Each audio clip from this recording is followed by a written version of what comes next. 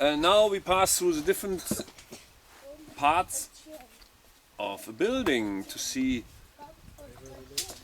if and how we can do them with clay, or how we have to do other things that they work well with the clay.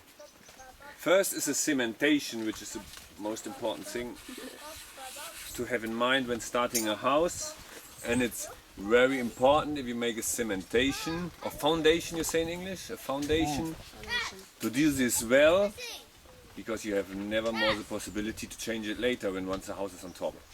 So when the foundation fails, you have a serious problem. And the foundation is something for sure you can never do it with clay. It's other way around. When you're on a clayey place, foundation is the most complicated to do, because clay is very massive when it's dry, but gets extremely weak, even can flow away when it's wet. Please don't jump in this direction, there are wedges. There's coal and mice planted, so don't jump with the string in this direction and step in there. So on a clayey place, like a place like this, when it's really raining and raining, this whole thing can get very soft. So the house could just move, the foundation could move in a certain way. So it requires to be extremely strong, especially in a clayey place, where the easiest place to build a house on is rocks. When you have a place where you dig a little bit and you have rocks, you can start on building straight on these rocks. When you have like a normal soil or even a sandy place, normally it's not so complicated as the clayey place.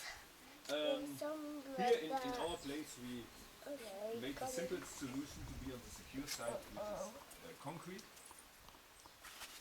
But you can do cementations also quite good ones with lime. Clay. Hydraulic lime is the one you use.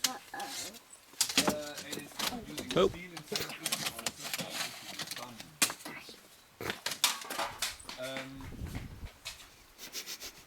And if the terrain is not specially complicated, you can also do a foundation just with big blocks of stone, like a lot of stones into the ground.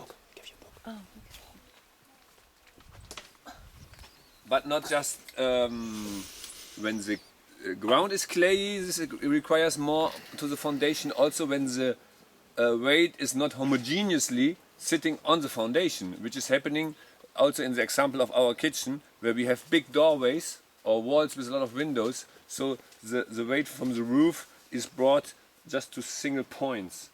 When you have a lot of massive walls, it's brought much more homogeneously onto the foundation, and the foundation don't have to take these tensions, where in some places a weight is, and it has to be holded also brought to another place. Yeah, so if you want it to be on the secure side, do it with cement, as I don't require it as such a big impact to have some concrete below your house. And if you want to do different, go to find a specialist who can really, how you say, beraten in English, recommend the best way in your very situation. Then the next thing, we spoke about it a lot already, which is the walls. I have a question. From clay. Yes. How big does the foundation have to be? Depends also on how big the house is, how much weight is on it. Just to give you an idea, the kitchen has 40 by 40, I think. 40 by 40, with I think 4 pins of steel.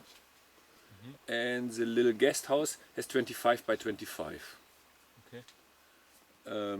Yeah, which is on the low end. It's quite quite minimum you would use for such a building. Yeah, the walls on top, we said already that there's different ways to make the walls.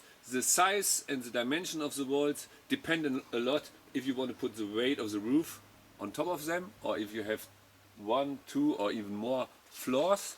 So also here we are quite working with a minimum where the walls mainly have 25 centimeters, which for outside